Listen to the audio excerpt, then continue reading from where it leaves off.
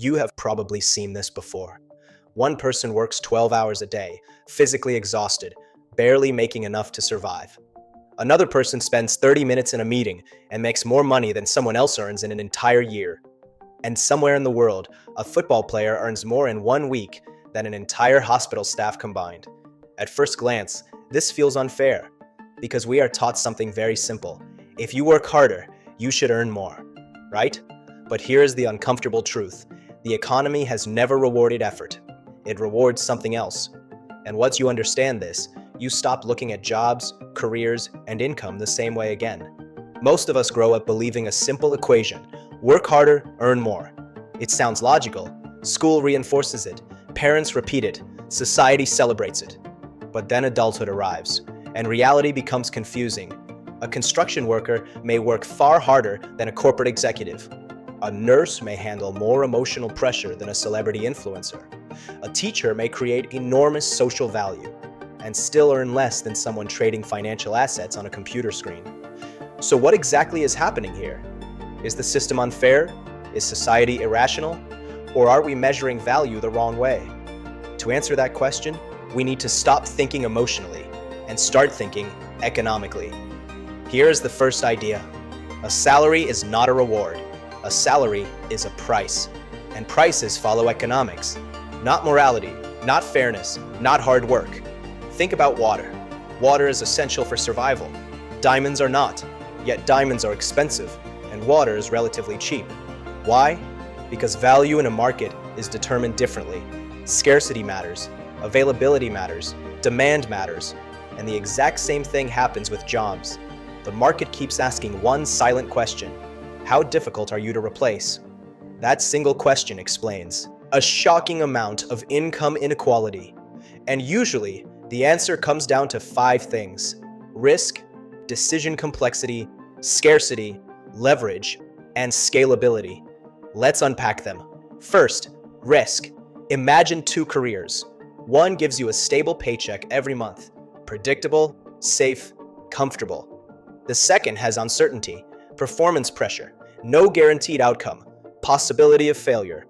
Which one usually pays more? Usually, the risky one. Why? Because uncertainty demands compensation. A surgeon carries enormous responsibility. One mistake can permanently change a human life. An investment manager handling millions of dollars can lose fortunes in minutes. A startup founder may work for years without earning anything. Higher income often exists because someone is carrying higher uncertainty. Sometimes, money is not payment for effort, it is payment for responsibility. Now let's talk about something less visible, but equally important: decision complexity. Here is a brutal economic truth. The market often pays you based on the size and complexity of problems you can solve. Think about it. Why do top lawyers charge enormous fees? Why are crisis managers paid so much? Why do CEOs earn extraordinary salaries?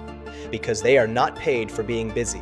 They are paid to make difficult decisions, to handle ambiguity, to absorb pressure, to solve problems that other people either cannot solve or simply do not want to deal with. This sounds uncomfortable, but it matters. The more complex the problem you can solve, the greater your economic value. Now comes something even more important: scarcity. Let's imagine a skill that millions of people already have.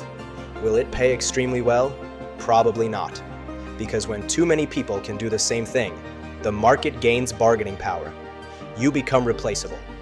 But when a skill becomes rare, everything changes. A top semiconductor engineer is rare. Someone who can build billion-dollar systems is rare. Scarcity creates pricing power.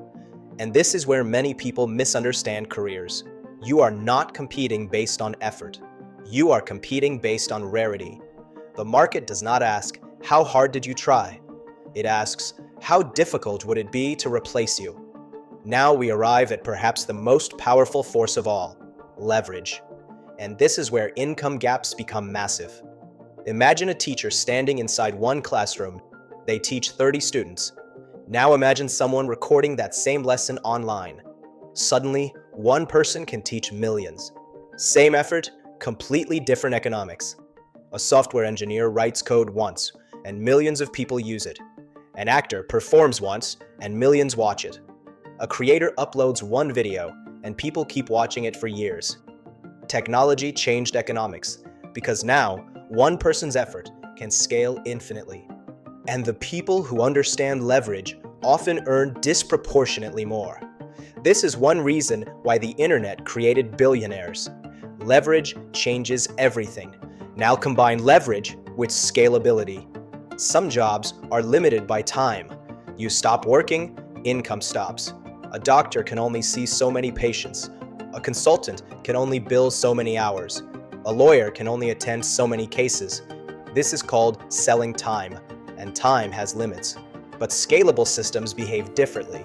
A business owner sleeps, the business keeps earning. An investor makes one decision, capital keeps compounding. A creator uploads content once, and it keeps generating value. The economy rewards scale, not just effort. And once you notice this, you begin to understand why some people seem to earn disproportionately more than others. So why do jobs pay differently? Not because some people work harder, but because markets reward different things. Risk, decision complexity, scarcity, leverage, and scalability. And perhaps the most important lesson of all, your salary is not your worth as a human being. It is simply the market price of your current economic position. That may sound harsh, but it is actually empowering. Because if income follows economics, then careers can be understood, improved, and redesigned. So maybe the better question is not, why is someone earning more than me? Maybe the better question is, what kind of value does the market reward? Because careers, just like economies, follow incentives. And once you understand incentives, you stop looking only at salaries, or job titles, or effort alone. You begin to understand the invisible forces underneath, the incentives, the trade-offs, the economics. And when you understand that, you begin to see the bigger picture.